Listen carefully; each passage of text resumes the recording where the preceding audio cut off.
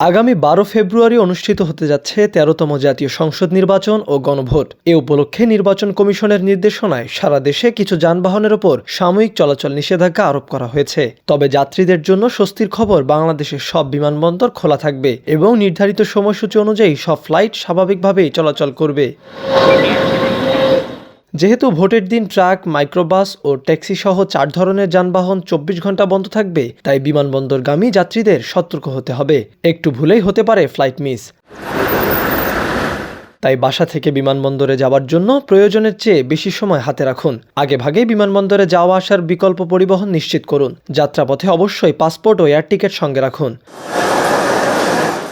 আইনশৃঙ্খলা বাহিনীর তল্লাশির সময় প্রয়োজনীয় কাগজপত্র প্রদর্শনের জন্য প্রস্তুত থাকুন। বিদেশ থেকে আগত যাত্রী রিসিভ করতে গেলে তার পাসপোর্ট, টিকিট ও বোর্ডিং পাসের ছবি ফোনে সংরক্ষণ করে রাখুন। নির্বাচন উপলক্ষে দেশের এয়ারলাইন্সগুলোতেও যাত্রী চাপ বেড়েছে কমপক্ষে ১০% পর্যন্ত।